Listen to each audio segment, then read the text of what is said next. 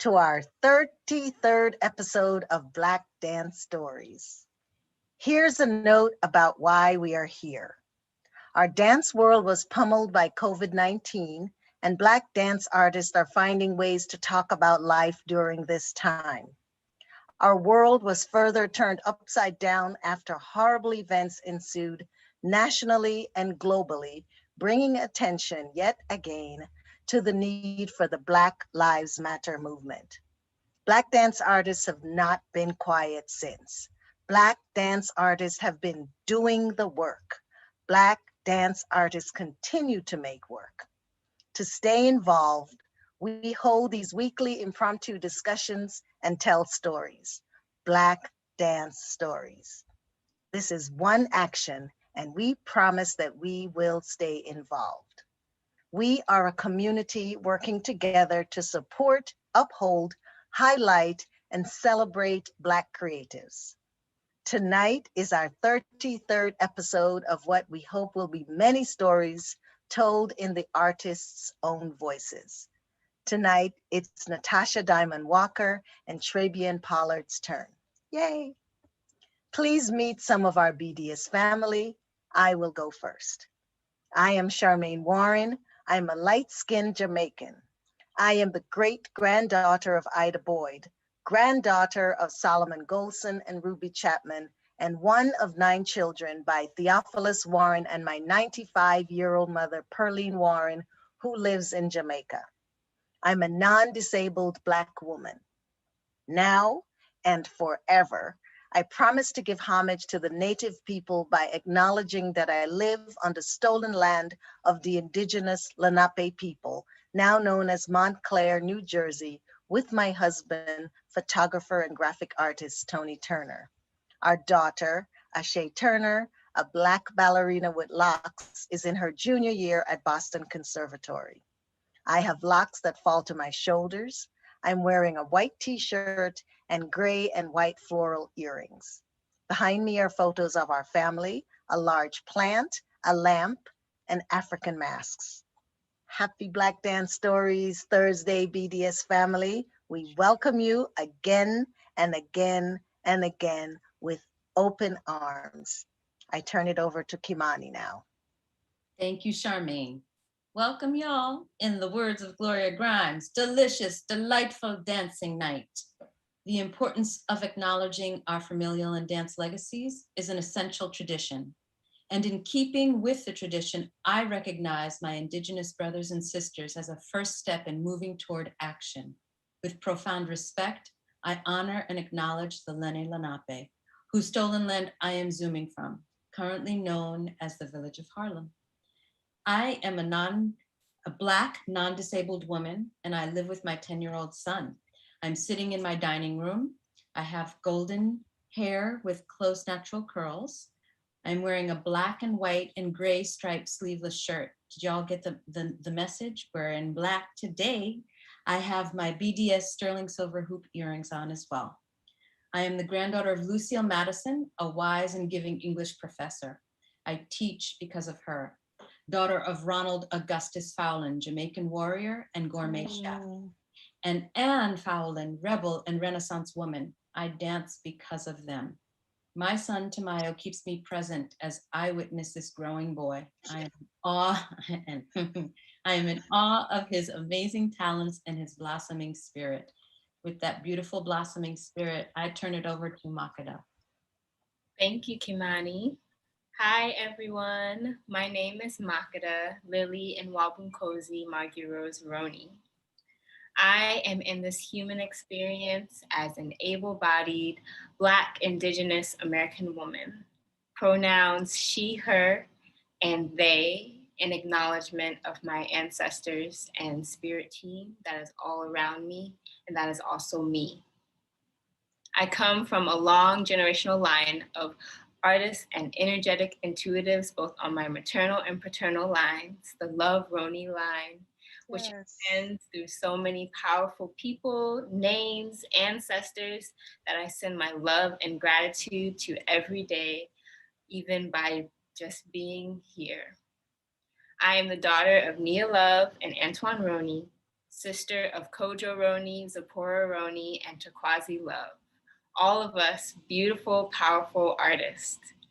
I am here in Philadelphia, which was also respectfully and harmoniously occupied by the indigenous Lenape.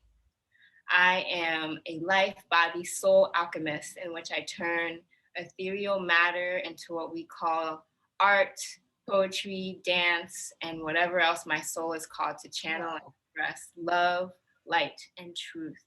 Mhm. I'm sitting on a love seat. Behind me is a white wall. I have dark brown, curly, little wavy hair. I'm wearing a striped black and white shirt that has no sleeves and a little bit of a turtleneck with pearl earrings and a necklace. And I turn it back to me because I'm going to share that community is such a big part of Black dance stories. So we want to know who's watching tonight. Like this video, drop some comments in the chat, say hello, where you're watching from. Feel free just to engage, ask questions, and share love. Yeah. Also, please follow us on our social media. Our Instagram is @BlackDanceStories. Our Twitter is @BLK_Dance_Stories. Both of our Instagram and Twitter links are in the chat and also in the description of this video. And most importantly, please subscribe to our YouTube channel if you haven't already. Yes, we have a huge goal of making it to 1,000 subscribers, and we're almost there. But we can't do that without your help and your community. So please subscribe and follow us and share with your community. We have a subscriber Sunday, so look out for that, where we always illuminate and share our amazing community and encourage people to be a part of this growing space. So we want to thank everyone for your continual love and support. And without further ado, everyone grab yourself some wine, tea, water, whatever is your cup of happy, and let's cheers to Black dance stories. Cheers. And I pass it to Mama Kimani. As you take a sip. Thank you. So everyone, please consider donating. We want to be here as long as we're inside. So please, please, please think of this as a show, right? We can't be here without your help. So please consider donating and also join our team. We are looking for interns. So if you are interested, reach out to us. And I'd also like to say, we will stay vigilant always. Our BDS team will continue to stand in solidarity with our sisters and brothers all over the world, with all those who want an immediate end to racial violence and systemic racism. So please do your part. Don't stay silent. And with that, I turn it over to Mama Charmaine.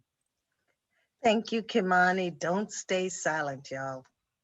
Get out there and support the cause. Thanks, Kimani. Thanks, Maki. We'll see you in a little bit. And here comes Natasha Diamond-Walker. Wow, I said that really slowly. I don't know why. Natasha Diamond-Walker. I love it. Cheers, you.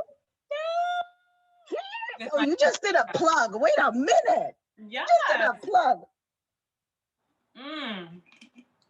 All right, sweet one. Introduce yourself, and we're here to listen. I know. I'm so excited to be here with you. I feel like we are family at this point in our lives. Hello, everyone. My name is Natasha Michelle Diamond-Walker. I am tuning in from Washington Heights, New York City, which is the territory of the Munsee Lenape tribe. And I am the daughter of one Nola Jean Diamond and my father, Andrew Walker. My mother is a white woman with her roots linking back to Ireland and Canada.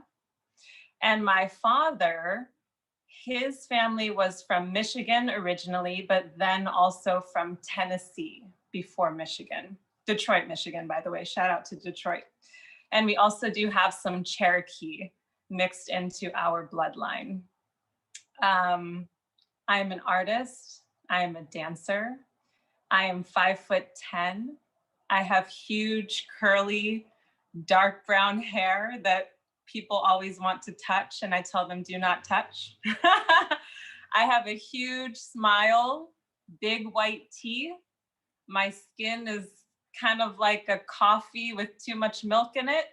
I'm wearing a beige sweater, it's cashmere, and I'm wearing a long silver chain around my neck. I'm in my apartment, which I live in by myself. It's the greatest gift of my life. I'd love to live alone. Shout out to people living on their own. I have a white house, white painted. I'm sitting on a bed with a beige comforter with a leopard print brown pillow to my right and a light pink pillow to my left and a golden pillow on my lap to support my lumbar spine as I speak to you all tonight. I have very long fingers and a diamond on my wall and a sun and diamond. That's me. And I'm so happy to be here. So happy. Did I miss anything? No. Okay, good. I think you got everything. Okay, good. Where do you want to start? I'm leaving this up to you, but I'm here. Oh my gosh. Well, I think we should talk about us, our relationship. We have such a, yeah, I would love to. You know, I think that people tuning in are curious about the relationships you might have with the artists that you bring on your show, that seedling of where it's planted, how it's grown. You've always supported me throughout my career as a dancer, and I'm so honored to be here. I'd love to talk about how we met, all the fun we've had.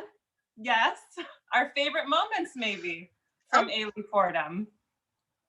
So let's tell folks that, gosh, I was your teacher, one of your teachers in the Ailey Fordham BFA program. I don't remember how we met.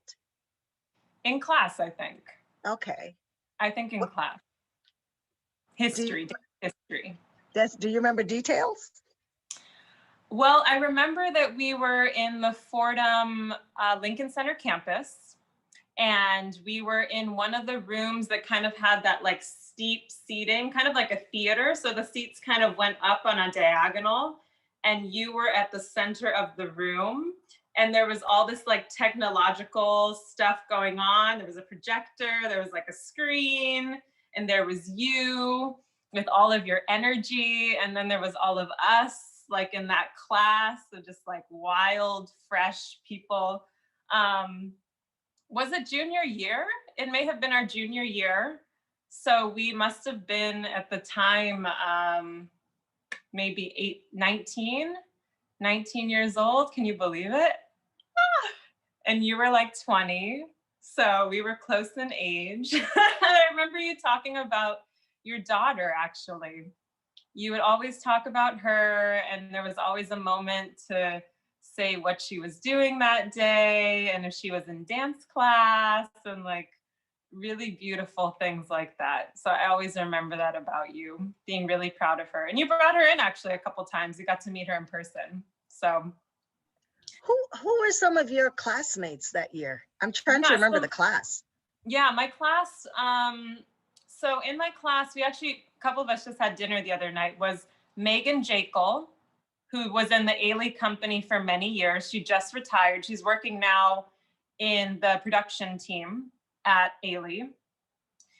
Danelle Morgan, who you've had on the show, Rockette extraordinaire, best friend.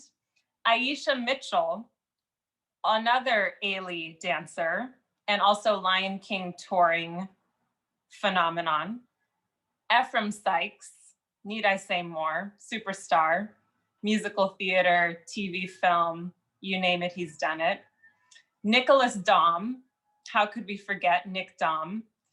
Dancer, gorgeous, tall, beautiful man. Noelle Janeo, who I think she's now in real estate. Jen Keelys is a lawyer now. Jessica Stenell has a baby. She lives in the Hamptons. Kristen Osler, I think she danced with Trisha Brown for a while. And now she's living in, I want to say Virginia. No, not Virginia, Carolina, North Carolina. She's doing a lot of, I think she's getting like her master's degree in like arts and dance.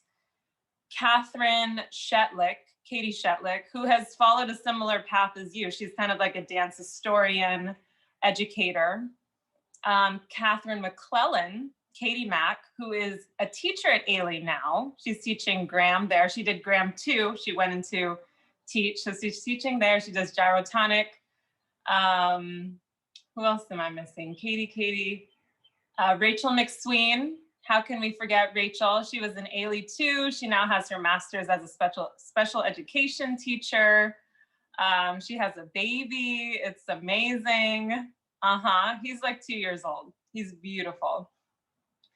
So Katie, we have Ephraim. Jason Fordham, shout out to Jason. He was there for a little bit. He's living in LA with his family. He's a photographer, I think. Elise Drew, Puerto Rican mommy. She's doing amazing. I think she's working for a ballet, Joffrey, maybe Joffrey School. Molly Kanakal from Texas. I don't know what happened to her, but Molly, I love you if you hear this. And who else? Adrienne Barber. I don't know where she's living now, but hey, Adrienne. Alexis Cobb, another person. Don't know where she's at, but love you. And I think that's it. It was like a heavy class of women. I feel like I'm forgetting some people. But that's Kristen Sean Renee. She did the Rockettes for a little bit, and now she has a baby too.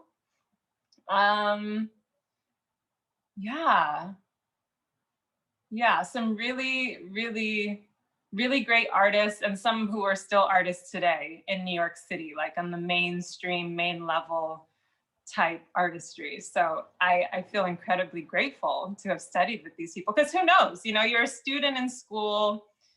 You don't really even have the foresight to think that these people that you're in school with one day are going to be having careers, or even if you're going to be having a career. I mean, we all want that, right? You're in school to learn to get a job in theory, but you could never imagine what happens on that path and where you end up and who you keep in touch with and who networks you into getting the next job.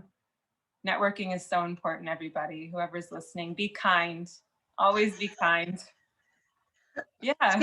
Speaking of networking, though, you got some jobs. First of all, that was a serious, oh my gosh.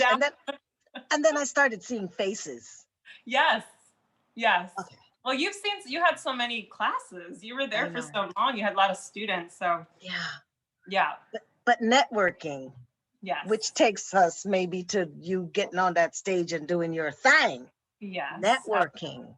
Absolutely. Yeah, when I was at the Ailey Fordham program, we had Graham class. I'm a soloist at the Graham Company. I don't think I mentioned that yet, but Denise Vale, the late Denise Vale, rest in peace, Denise, love you so much. Thank you. She was my first Graham teacher. Woman of color. I had never studied the Graham technique. I didn't know what was going on. First Graham class, 8:30 in the morning. I was there. I did it. My next Graham teacher was Kazuko Hirabayashi. Also, rest in peace, Kaz. Love you. We share the same birthday twins. That was a very special thing for us. And then my next Graham teacher was Denise Vale, who at the time was a former principal with the Graham Company. She worked directly with Martha Graham, and she was my teacher. I looked up to her so much. Also, Jackie Buglisi was my teacher, but both of them were my teachers.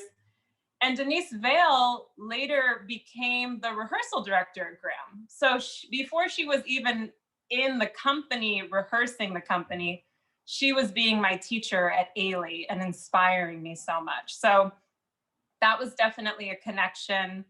I never had planned to dance with the Graham Company. Like, I mean, I just wanted a job. I was like, I'll dance anywhere. Please, someone give me a job. And Graham worked out. You know, Janet Elber, the artistic director, comes to the shows at Ailey. She goes to all the shows. She goes to Juilliard. So she's like, she's got her radar on looking for dancers. And she had seen me performing. And so I had spoke to her a couple times. She's like, you're really beautiful. Come audition for us. I auditioned 3 times. I made it till the end each time, but there wasn't a contract available. For everybody who's auditioning out there, even if you're great, you could be the most amazing dancer, but they need to have a spot for you. They need to have a contract for you, or you have to wait. So I waited, and eventually the opportunity became available, and that's how I transitioned into the Graham Company. And Denise Vale was there, who was my teacher at Ailey. And we always talk about that now. She's like, you're my baby girl from Ailey. So it's just amazing how life aligns itself, you know, everywhere you go. You're just pulling in, you're manifesting, and you're connecting the dots as you go. It's amazing. Yeah. And a little bit about Francesca too, right? Because you had a little crossover. Yes. Francesca Harper, yeah. Francesca Harper is Denise Jefferson's daughter. And I danced with Francesca Harper Project is the name of her company. I danced with her for about 2 years. And at the end of those 2 years, I auditioned for the 3rd time for Graham. I got into Graham. And at that time, Miss Jefferson was still with us, her mom. So it was a really big deal. She was excited, Fran was excited, and it seemed like this circle of continuum of Graham and dance and legacy, and we were all a part of it, and it just kind of accumulated and happened. It was amazing.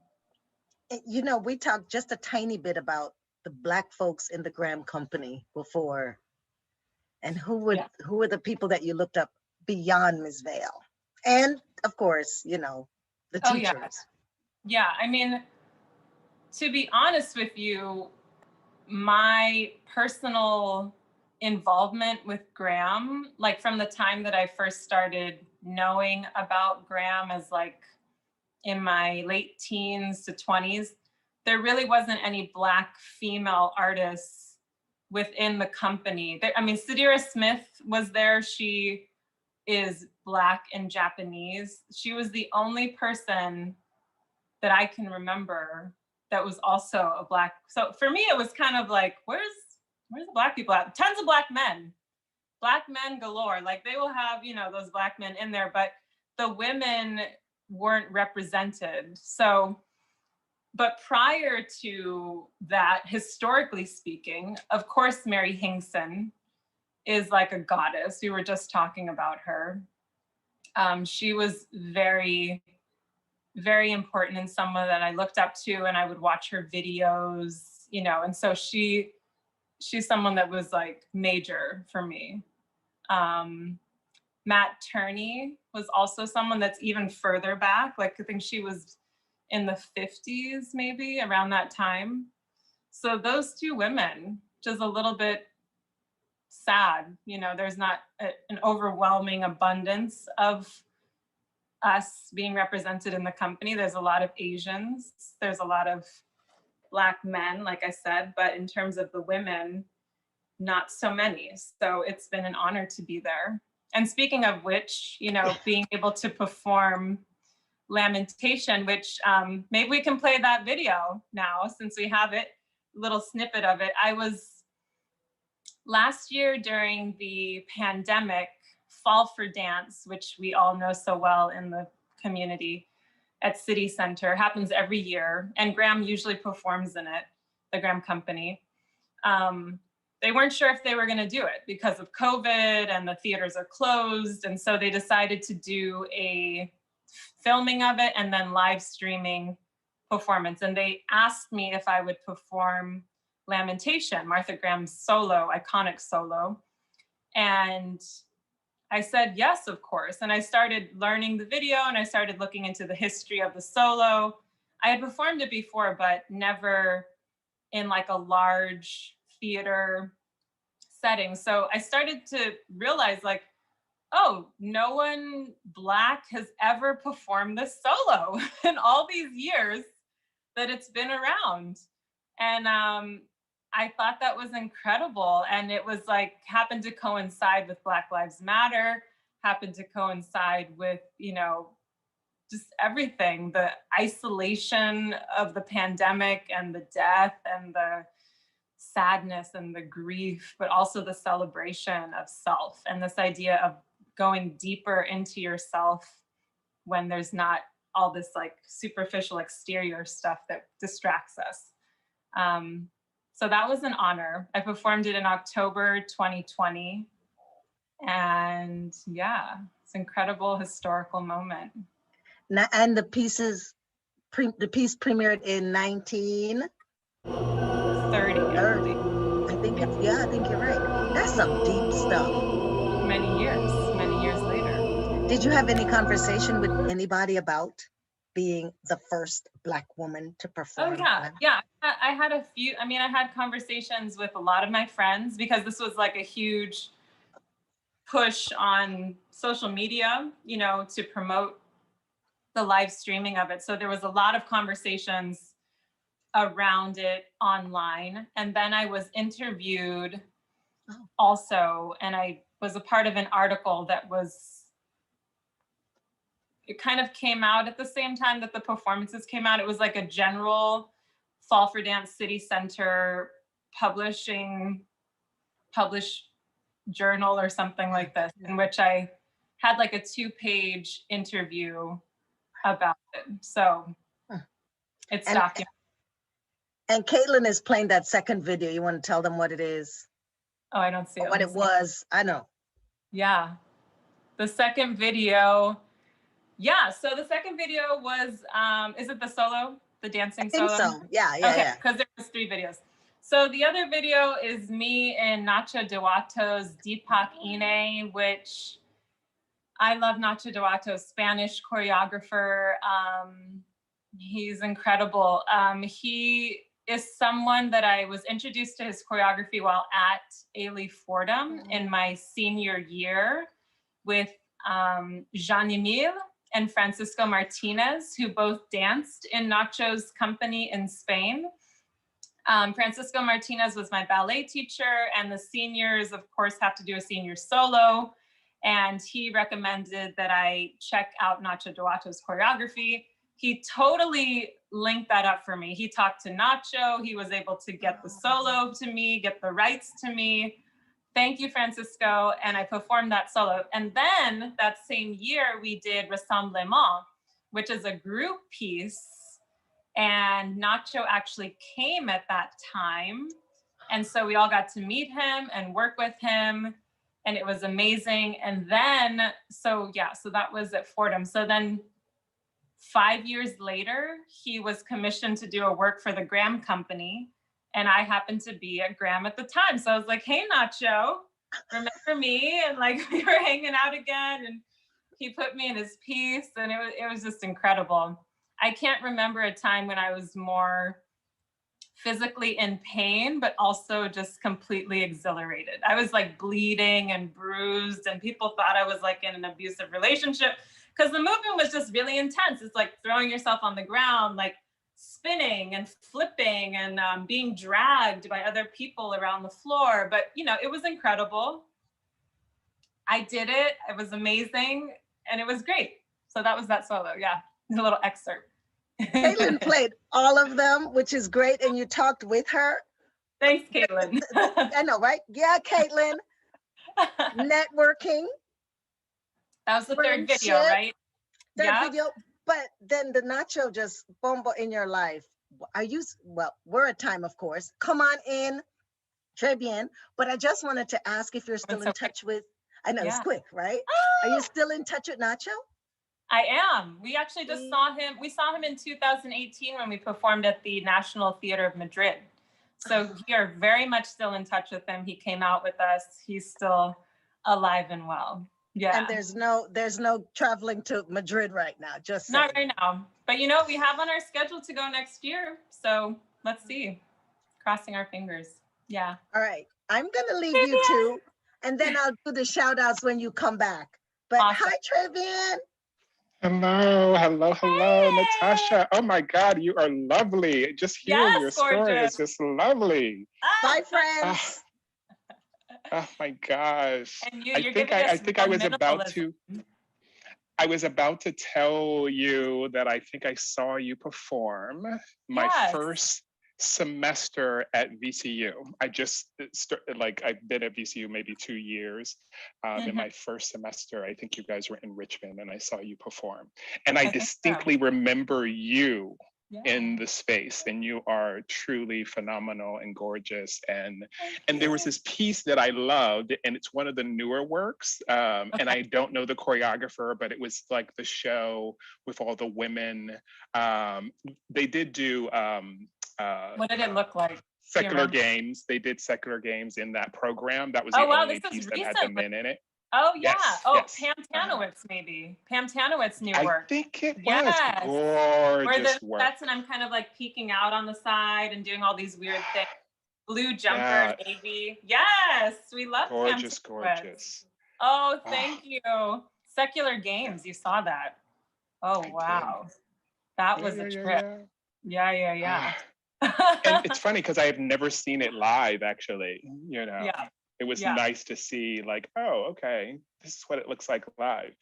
Yeah. What's your like favorite piece? Like, what's your favorite piece to perform, and what's your favorite piece that you saw? Well, my favorite Graham ballet to perform is called Cave of the Heart. And it's the story of Medea, who Right. kills, well, in the Greek story of Medea, it goes that her husband decides to leave her and marry a younger woman, which is a no-no. So Medea is upset and she kills their children, and then she also kills the woman. So in Cave of the Heart, it's like high drama, right? You have jealousy, you have murder, you have betrayal, you have every little thing in there, which I love. I love the drama of Martha Graham, psychology, right? That insanity, the insane women, but she's fierce, you know? Totally. So in that, I play a role called the chorus. And so my character, there's only 4 people in the ballet: Medea, me, Princess, and Jason, her husband. And we're on stage the whole time. And I am the one that is speaking to the audience. Like, I am the person who is narrating everything. So it's a lot of like this way and like to the gods and to the earth and just like this crazy like thing. And it's amazing. It's high drama. I love it. And I would say my favorite Graham work to watch is Diversion of Angels, which I'm sure you have seen. It's like each color of love, like we have red, yellow, white. White is like everlasting, yellow is youth, red is like sexy, passion. It's just gorgeous. It has a blue backdrop and the colors of the women, and it's all about love. It's so beautiful.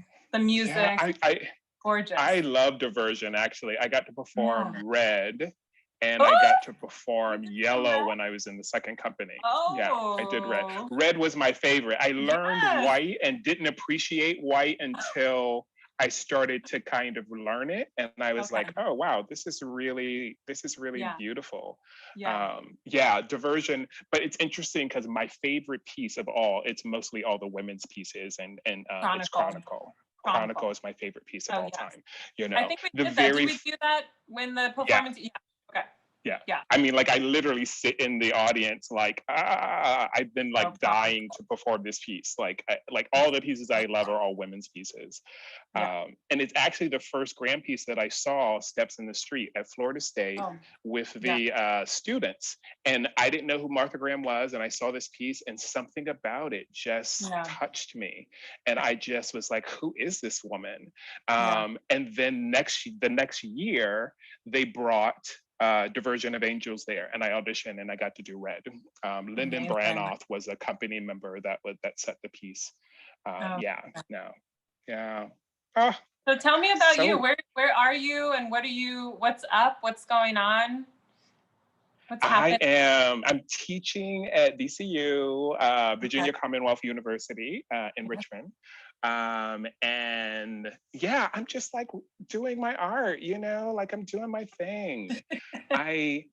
I love that I've been able to live in this space with so many wonderful people. You know, this is really like to look back and kind of see what you've done and the people you've met is really, you know, everybody should take a minute and do that in their lives at some point. You know. So yeah, I'm just like making art and work. I am an artist. Like I love all of it. I love dance. I love like plays. I love visual art has been really significant in my life. I'm a costumer, so I've been like making costumes. And I see that as storytelling more, you know, like what someone wears really speaks about who they are and how they, you know, kind of yeah. And I think that's why I love Graham too. It's like all the costumes were really so much of a part of it, you know. Oh yes. Yeah, and I think she was before her time. Like when you really like think about it, like you know, doing these pieces that were intellectual in nature and very abstract, you know, and people kind of have this, you know, love-hate relationship with her, you know. But I think it's like, oh wow, for someone to have lived a life like that, to have created so much art, you have to give flowers to that, you know. Yeah, and to still be around and relevant, you know, it's and I think for me personally, like Graham has such a very specific style. Like there's no, you can't miss it. Like it's not gonna look like anything else, you know what I mean? It's not gonna be, you're not gonna think, oh, is that like Gaga, or is that like kind of Limon? You know, it's like, no, like if you see it and you see a ballet, like for sure, that's Martha Graham. Like it will never be, there's no gray area of like, you're not sure, uncertainty. And that's what I love about it. It's a statement. Every single time it's relentless, like, and that's how we rehearse. Like that's how we work in the company. It's there's only a certain margin of your expression of what you think the work is, because on its own it already has such architecture. It's so strong. And you're kind of stepping into it. You breathe life into what was there and it becomes your own, but still it's that work. It's Graham, it's the contraction, it's the breath, it's the drama, the costume, you know, the sets, the Noguchi sets. Like it's incredible. It's really incredible. I was talking to someone the other day about like conducting, you know, for some reason I was thinking about being a conductor. I worked with the Met Opera at one point, and like, you know, the conductor would always be there, and like we would always like never know how fast or slow it would be. And so I've been thinking about this idea of conducting and that being a channel for energy and frequency and all of that. And I feel like that is what the Graham technique was for me. It's that there was something about it that allowed me to put in all of my emotions, my spirituality, my life into a form, you know, and just let it become what it is, you know. There's something about it that I really tapped into, even as a male, because you were talking about like, you know, the females. I had a lot of role models like Steve Rooks, you know, Peter London. Just mad people. And also just working with like Pascal Rioux and Joyce Herring, who were principals in the company at the time. And getting so much knowledge. Actually, Denise Vale did a performance with us. They did a trio that Pascal choreographed called No Exit, I think is the name of the piece. And watching them perform was just mind-blowing. I'm sure I just was like, oh my God. On fire. And what are you teaching at VCU? What kind of things do you teach?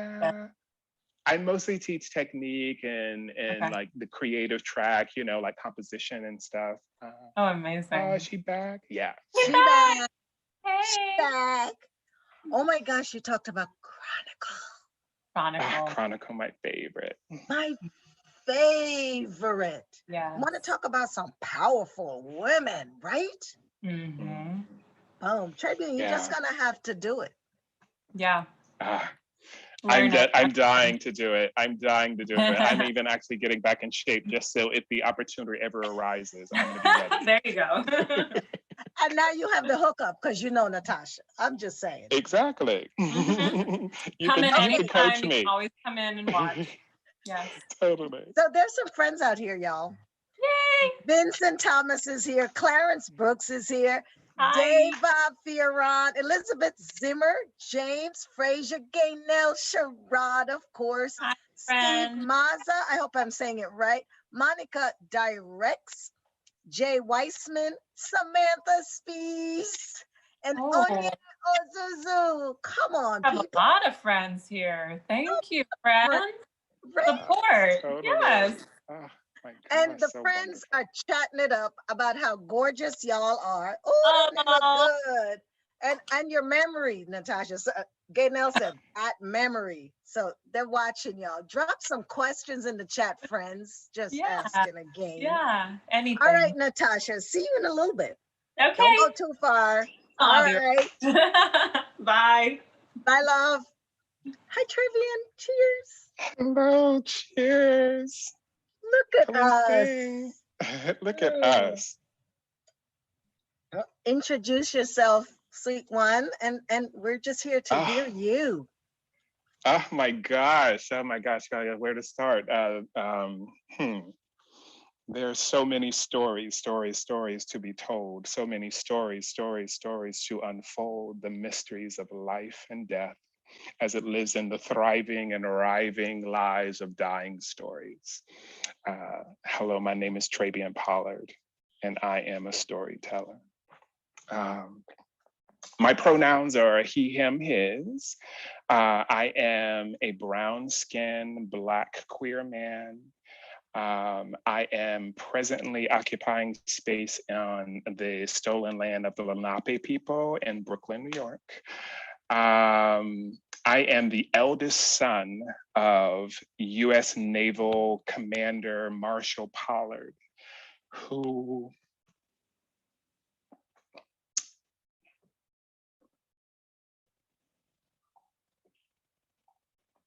made his transition about 7 years ago. And as you can see, I still miss him to this day. And the queen goddess make anything and everything possible. My mother, Helen Pollard, who is my heart and will always be forever known for opening up a space for me through her effort and labor. So thank you, Mommy, I love you. My brother, Anthony Pollard, who has grown into a beautiful, wonderful man that has a daughter of his own, my niece, Trinity Pollard. On my mother's side, I have my grandparents, Mac and Velma Anderson. On my father's side, Moselle Washington.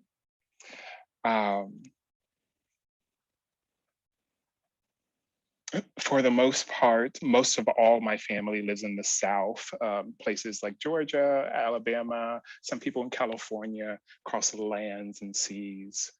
As a child, I was and played soccer, American soccer to be specific, and ran track and was a competitive gymnast.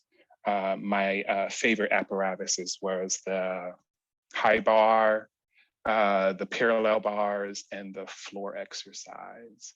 I had this dream to go to the Olympics, and then puberty hit. And you know, all the stuff that happens when puberty hits and you start doubting yourself and you make other decisions. I had a wonderful teacher in 6th grade, was the first Black male teacher that I had, which was Mr. King. I don't know where you are, Mr. King, but if I just want you to know that you were a great influence in my life at that time. He used to play basketball with us in his dress shoes and tie. And he did not he wasn't easy on us. He went hard. And I went to high school in Jacksonville, Florida at Douglas Anderson School of the Arts. I actually was accepted as a vocal music major or concentration. And I started dancing in my junior, senior year. DA was a special place for me. It was the first place to be able to go to and just surrounded by artists, people that were just brilliant and wonderful to this day. I graduated high school and went to Florida A&M University. Yes, the Rattlers. I'm so glad I'm from FAMU. I'm so glad I'm from FAMU. Yes, I love FAMU. I didn't want to go to FAMU, but my father said, if I'm gonna spend my money, you going to FAMU. And since I ain't had no money, I went to FAMU. And it was probably one of the best things that could have ever happened to me in my entire life. I have met some of the most amazing people. And this is the part I really may get emotional on. My chosen brothers, oh my gosh, Dr. James Anthony Frazier and Daryl Jones. The way that the universe had to kind of put things in alignment for us to meet and have sustained a relationship over many years. I thank you, brothers. I thank you for being in my life. I love you, love you, love you.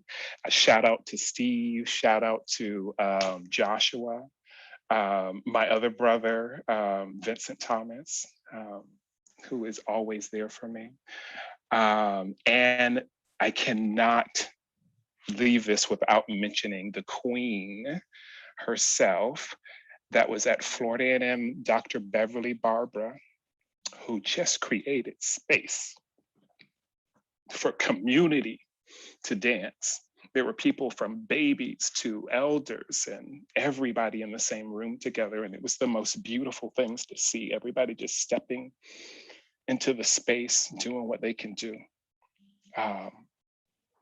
Yeah, Dr. Barbara, I love you and I will always treasure you. Other people that I met was the incredible Nia Love, who taught me that dance was more than.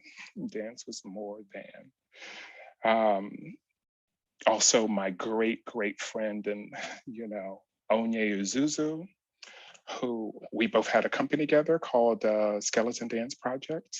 One of my favorite works that I've ever created was Skeleton of Winter was a piece that we created together. It was to a poem of Joy Harjo, Skeleton of Winter.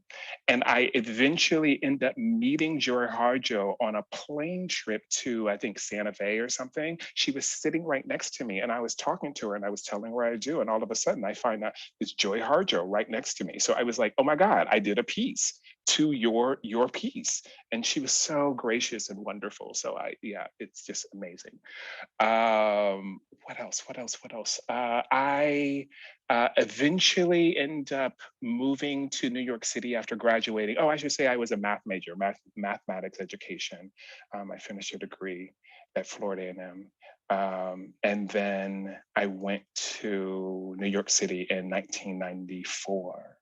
And my aunt Maxine and Joe Trice opened up their 1-bedroom apartment for me to sleep and opened their door for me to get used to being in New York. I love them forever for that. I have danced for a lot of different people, a very eclectic number of people. I think that is the thing that I love so much about my career is that I got to try on so many different costumes and outfits, and that's the way I see dance. I see it's just a new outfit to put on, and some fit better than others, but for the most part, it's never the outfit that makes the person, it's the person that makes the outfit.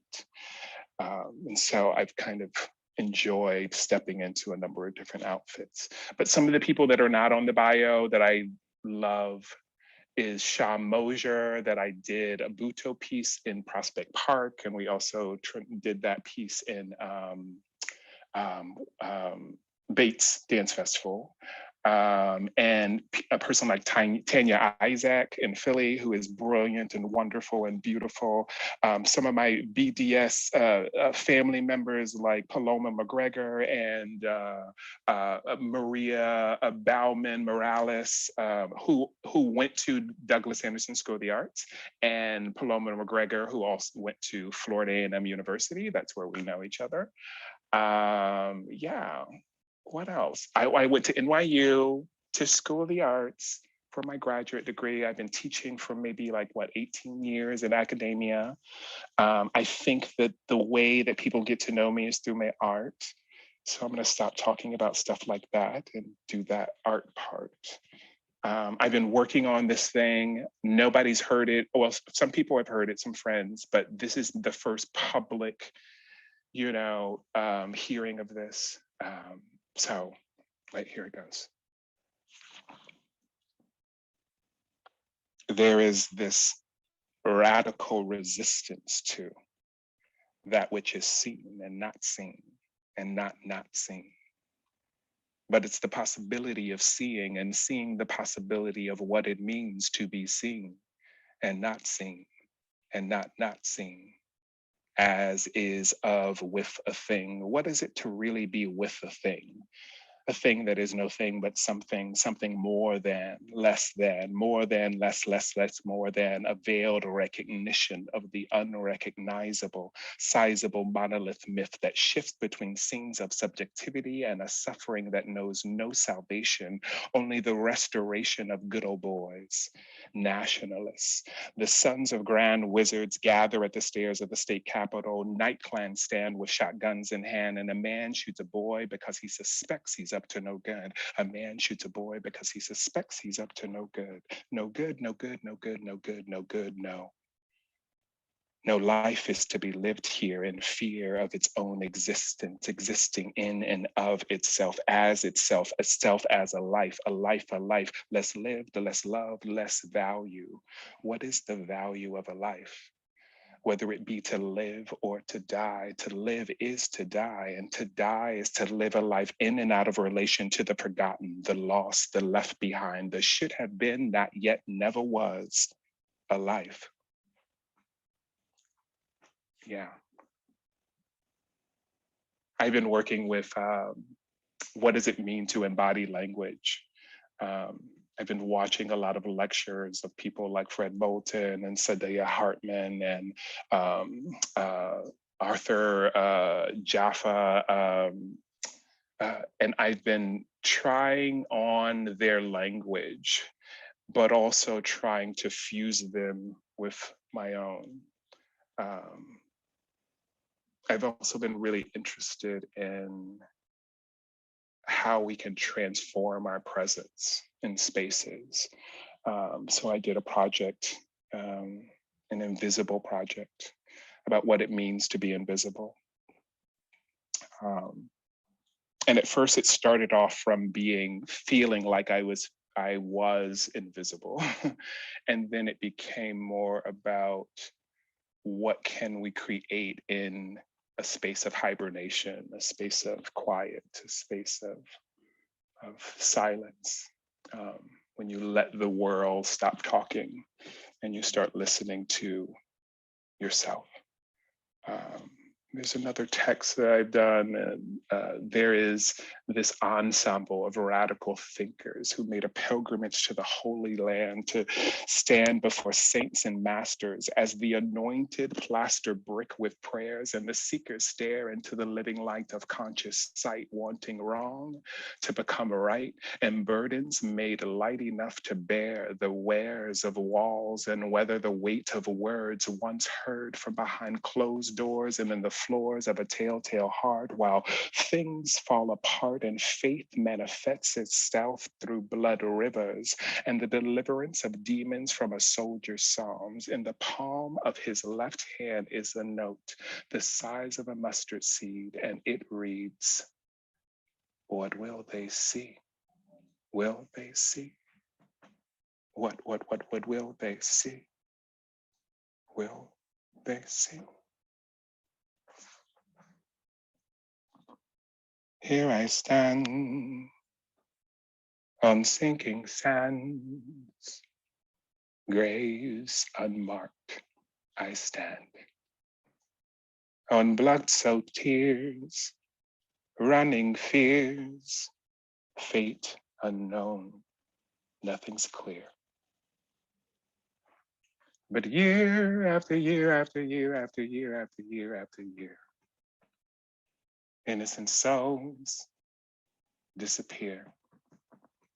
And year after year after year after year after year, so many souls live in fear. So many souls just aren't here. So many souls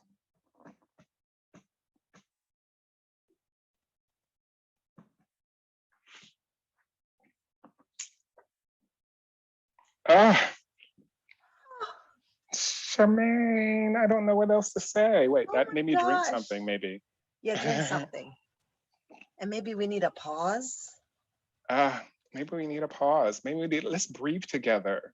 Okay. Let's invite breath into the space. Okay, everybody, let's take a minute. Close your eyes. Take a deep breath in. And exhale.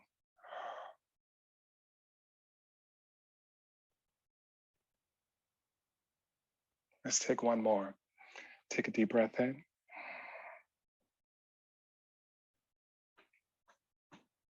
And exhale.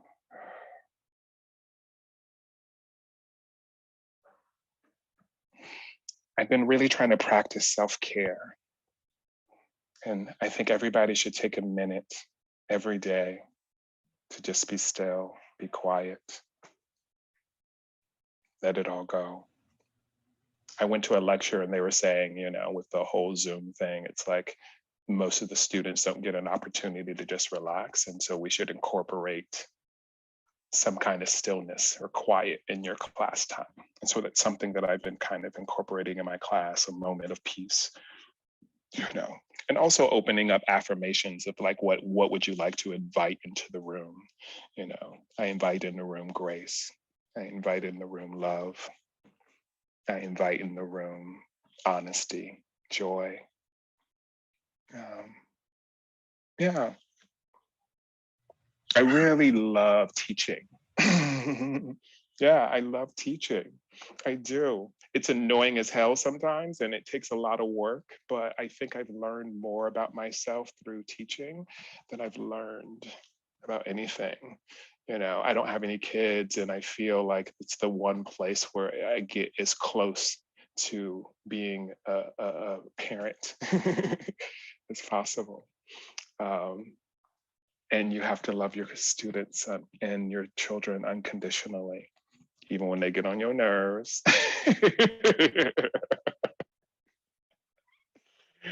Oh my gosh. Oh, let me bring up who else's name? Oh, Rod Mora. There's a guy, Rod Mora, that I love. He's transitioned. I miss Rod being here.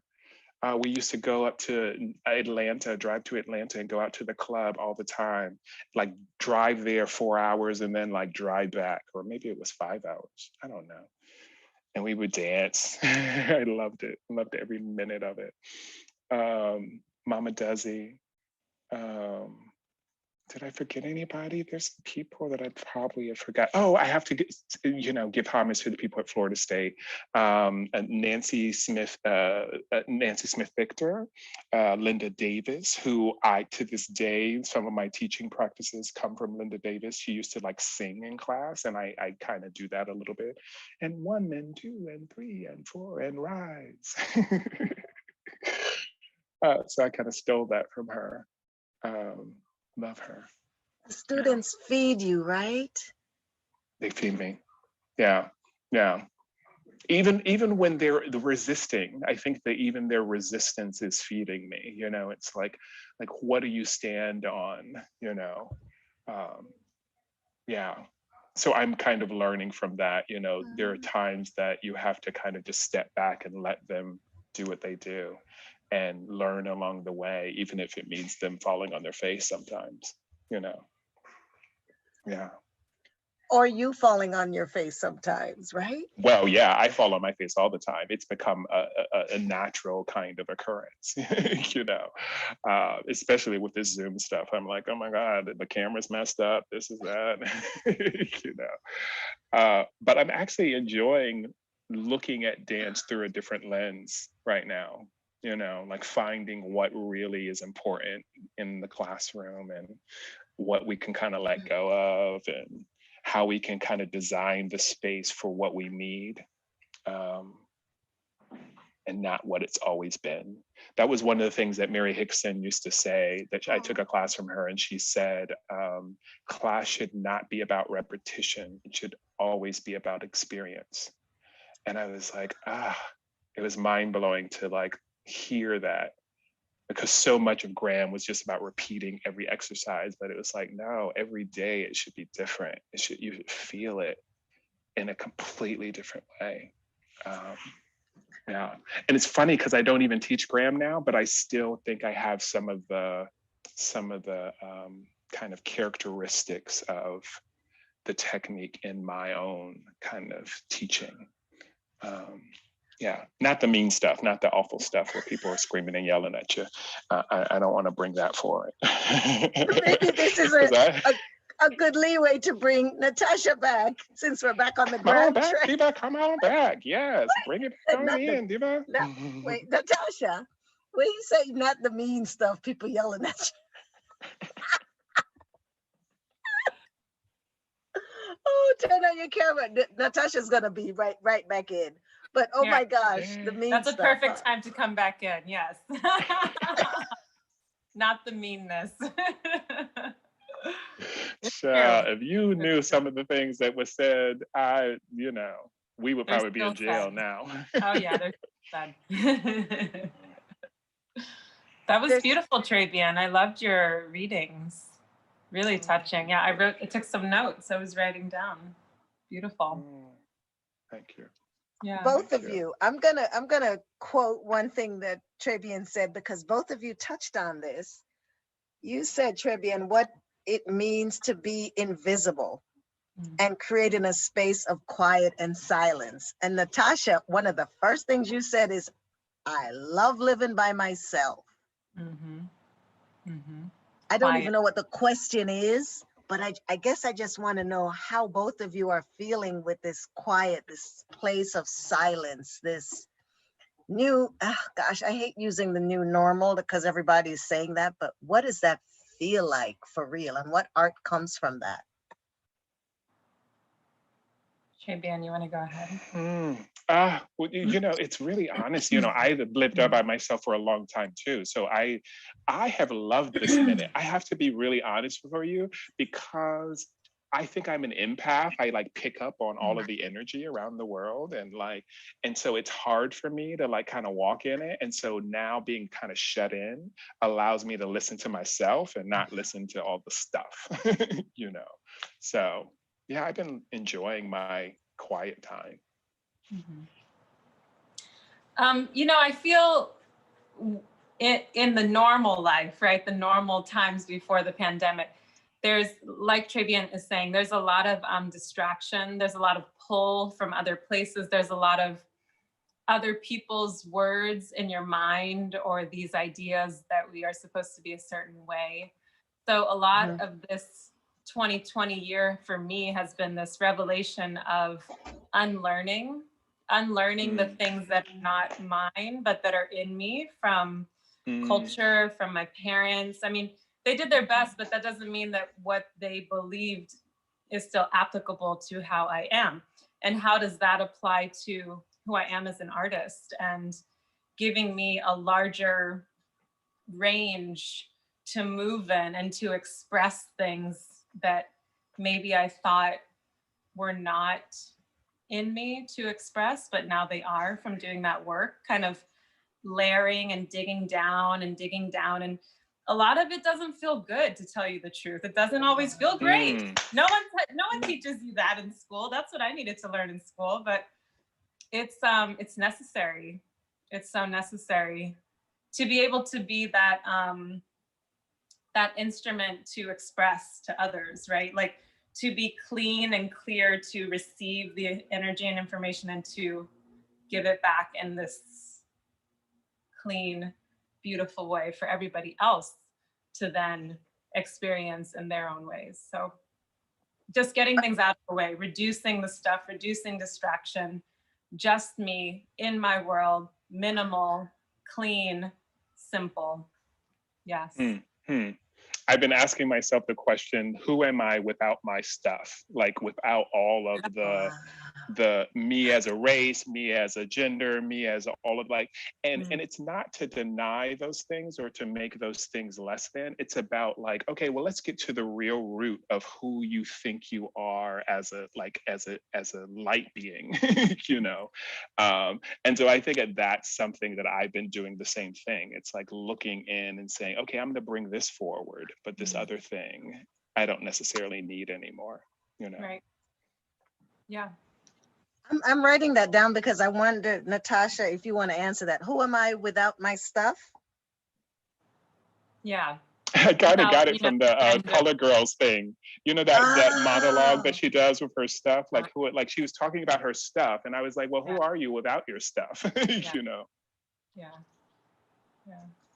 I don't want to put you in a space, but that's a question. I'm not going to answer it here because this is your story. But I wonder, Natasha, do you think about it? I mean, I definitely think about it. I think that's a part of what I was speaking to in terms of the unlearning, because I mean, how old are we each now? Like, how many years now do we have of being those things, like being told you are this thing and living your life that way? So it takes time to strip that away. And I think it's wonderful. I know that I'm doing the good work and getting closer to being not those things, because I don't care as much anymore.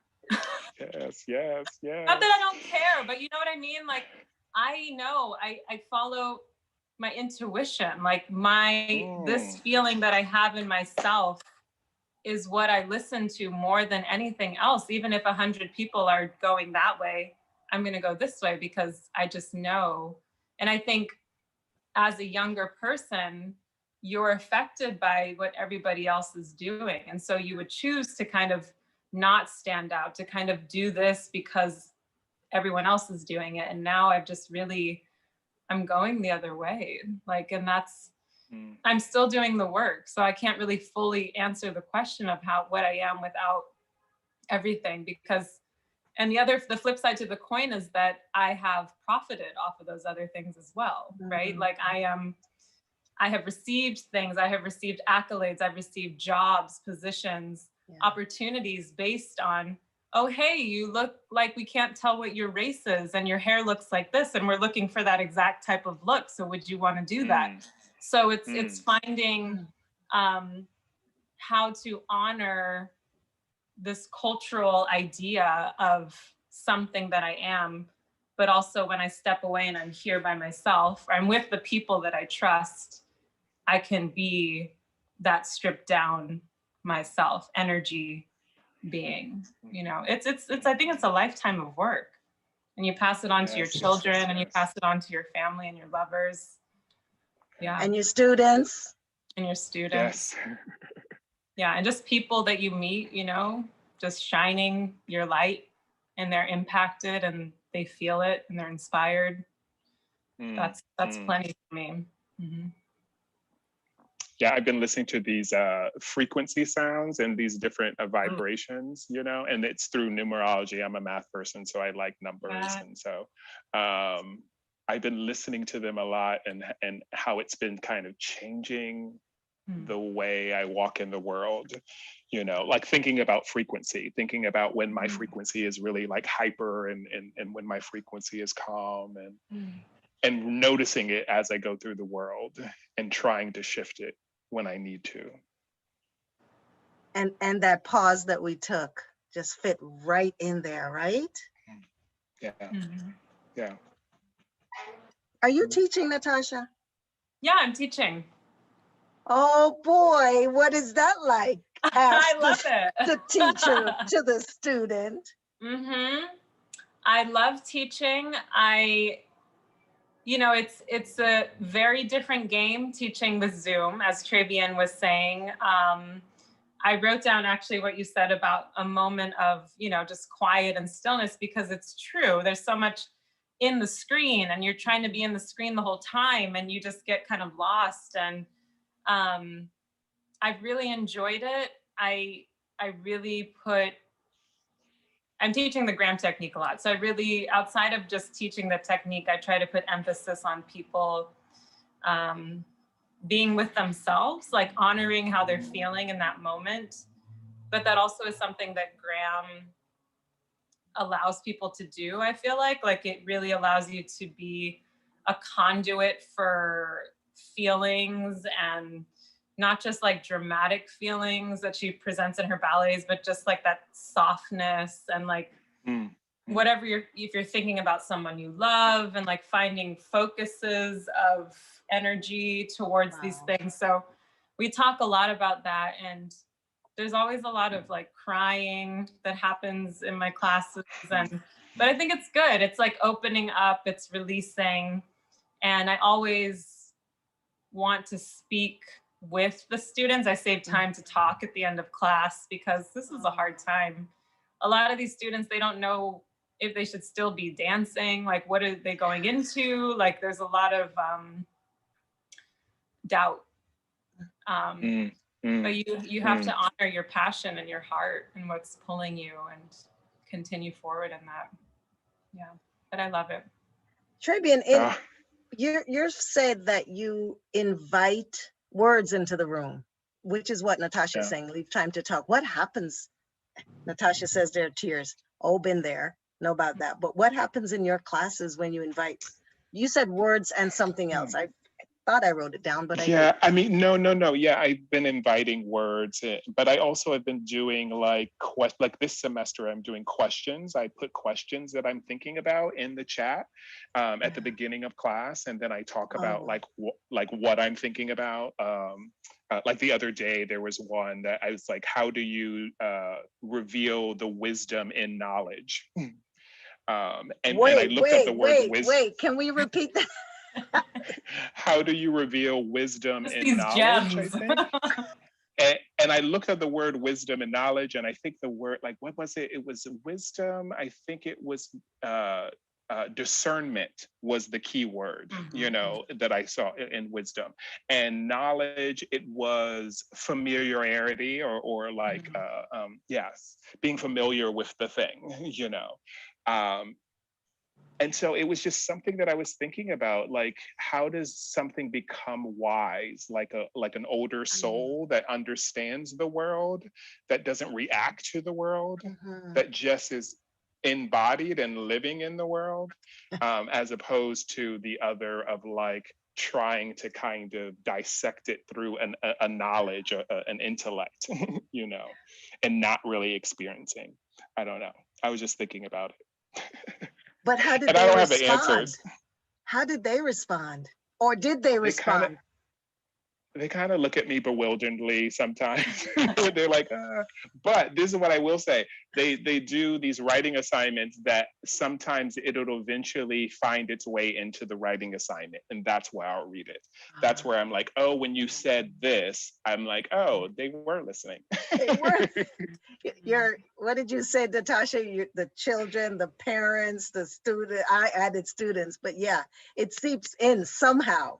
Yeah. So there's still some more folks up here. Zane Booker is giving you lots of kudos.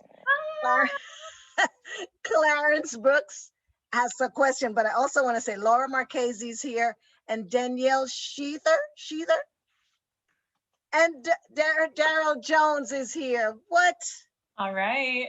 Friends are here. So Claire James asks, I think this is for Trebien. Tell us about your integration of the various disciplines in which you are now working. And I think that can go to you too, Natasha, because you've got a lot of things on your plate. Uh-oh. Oh my gosh, it's so, oh my God, of course you're gonna answer a question that I'm gonna like stumble on. Well, I mean, I just feel like I'm looking at it from storytelling, you know, like I'm looking at my work and looking at how all these things really kind of bleed together in a way of presenting a presence. There's something that I like. I remembered one of my directors, she said something like, when watching you dance leaves an image on the retina or something like that, she said. It was really powerful. And I was just like, leaves residue on the retina or something like that. And I thought to myself, how do you make that happen as a dancer? Like, how do you transform yourself into something that is going to stick with someone? And so that's what I've been kind of working on. And so I've been using language and I've been using costumes and I've been using movement, like embodiment, to kind of figure out what does it mean to be a human being? What does it mean to exist, to be in personhood in some way or another? So I don't know if that answers it, but I think that that's what I can say now. Thank you. And Natasha, during Tech Week. Say the question again, how the multidisciplinary integration of the various disciplines which you're working in. And it was Trebien's question, but just at our little quick tech. Well, yeah, I mean, all the million things you're doing, right? Yeah, totally. I mean, I'm a writer. I've taken a lot of acting, vocal, travel, and I think that experiences come into our lives in a very destined sort of way. Like everything that happens for a reason. So if I am meant to have a certain experience or I'm meant to study something, it is to pull it in and to enrich my understanding of what I do in terms of artistry.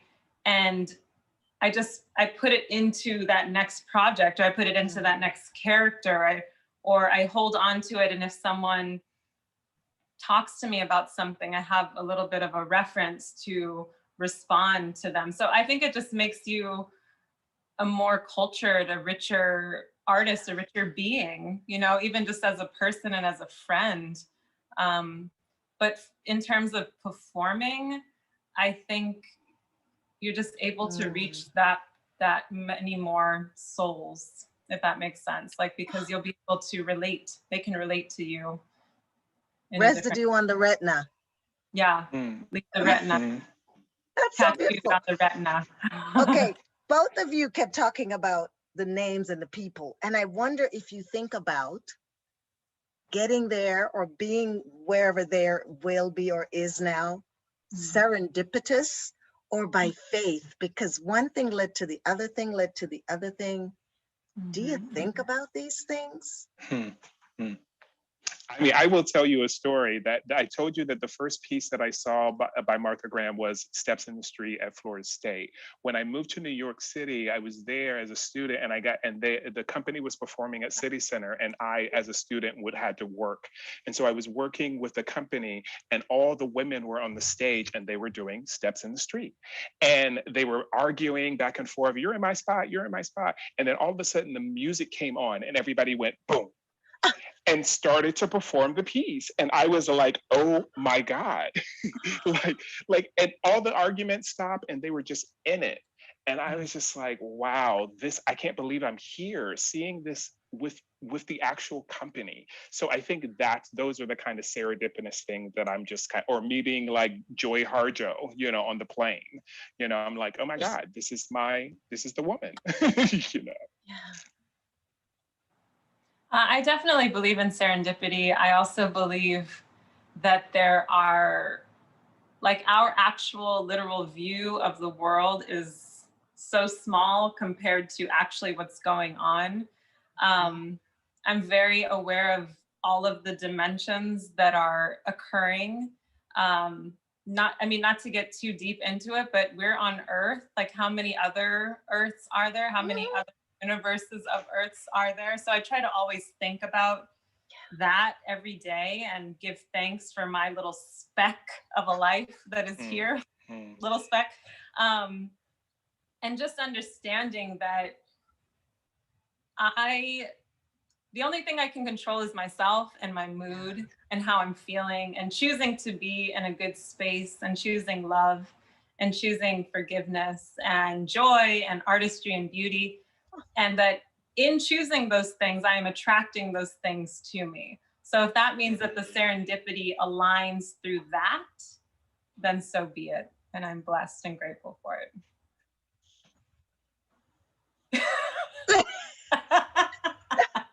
Girl, That was you a just lot. said that. You said that, and I received that blessing, honey. Okay. Cheers. Cheers. Cheers. And you got some big up, Trebien, but it clearly, they want to know when you're going to publish. Clarence Brooks wants to know when you're going to publish. Yes. BDS family also wants to know, Natasha, when go write it down and let us know. Let us all know. And Zane Booker says he feels you, both of you. He's been asking, who am I without my wants? This is some crazy time we're in, y'all. But it's some thinking, like the deep thinking that both of you all have shared today. It's some deep thinking time. Yeah. And we're blessed to be living in it. I am so thankful to have had this moment here with you, Natasha. You are just so wonderful. I have been blessed in your presence. Charmaine, I am always blessed in your presence. Absolutely. Oh my gosh. Beautiful. I feel good. When you feel good, it's good. It's good. Yeah. And you got to receive it. Yeah. Receive the joy. Receive the joy. Yes. Black joy. Receive the black joy. Let it shower over you. Yes. Oh, wait a minute. Natasha's taking a moment. I think we're taking a moment again. Okay.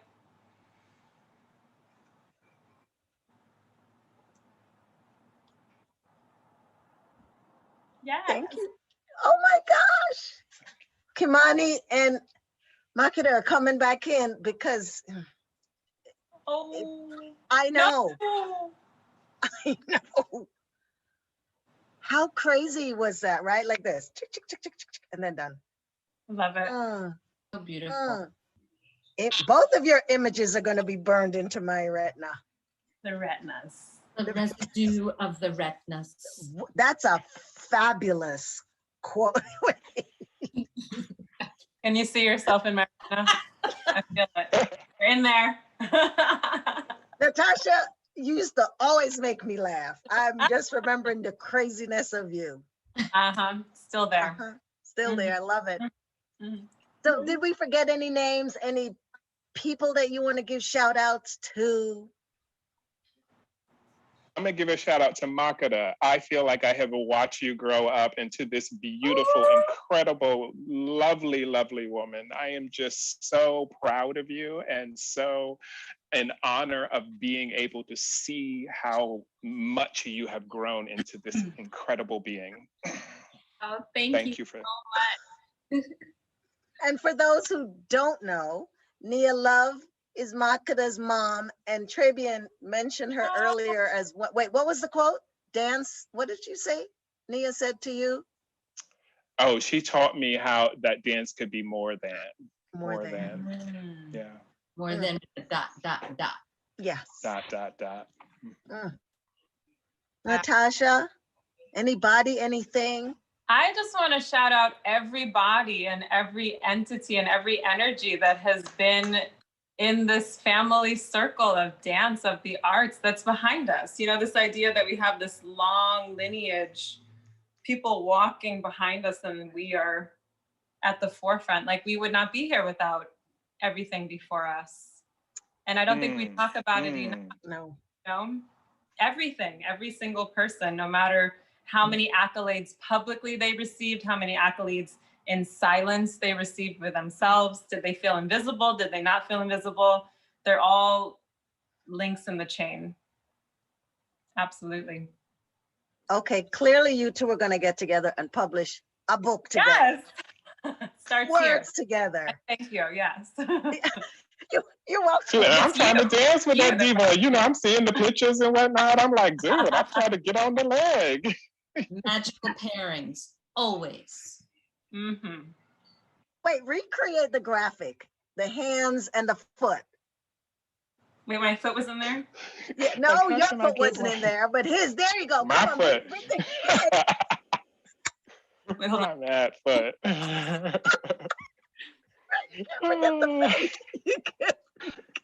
I ain't speak about my hair because you know I'm having COVID hair, so I got my hair on. So, but it's a big afro, so I had to put it on. I have COVID hair, so. Mm-hmm. Oh my gosh. I love y'all. Thank you for being here tonight. Cheers to both of you.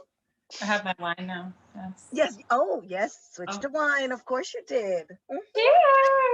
Cheers. Cheers. Now that you're not my baby student anymore, I will allow that. No, thank you. Hey, I have to just give an update before I pass it on to Makkah that our associate and good friend 651 Arts next week will be hosting Courtney, Kendra Ross, another one of my ALE students, Kira Armoni, I hope I said that right, as part of the neighborhood project, and it's curated by Naji Omar, and it starts next week, Wednesday. So that's why we want to give you a big up, an update, don't forget now, because we won't see you till next Thursday, and it runs till April 2nd, 651arts.org. Check them out, find out. And now I pass it to Makkah. Thank you. Oh, thanks everyone for tuning in tonight. I want to give a reminder to like and comment on this video, to subscribe to our YouTube channel, follow us on our social media so we can grow this beautiful Black Dance Stories community. Also, a huge thanks to our co-presenting partner, 651 Arts, for helping us to make Black Dance Stories continue to happen. You can check out all the wonderful things that they're doing on their social media, which is at 651 Arts on Instagram. So next week brings in our April artists, and that includes Robert Battle, Angie Pittman, Robert Garland, Tendai Kumba, Amy Hall Garner, Amanye Payne, Nick Kay, Alice Shepard, Crystal Brown, and Edison Weeks. So look out for the April schedule on our social media and save those Thursday evening dates. And we'll see you next week. Yay. All right, good people. We love you. We love that you're here. We know that you're coming back. And of course, go on out there, and like the good Congressman John Lewis said, go on out there and get into some good trouble. Yes. Cheers, family. See you next week.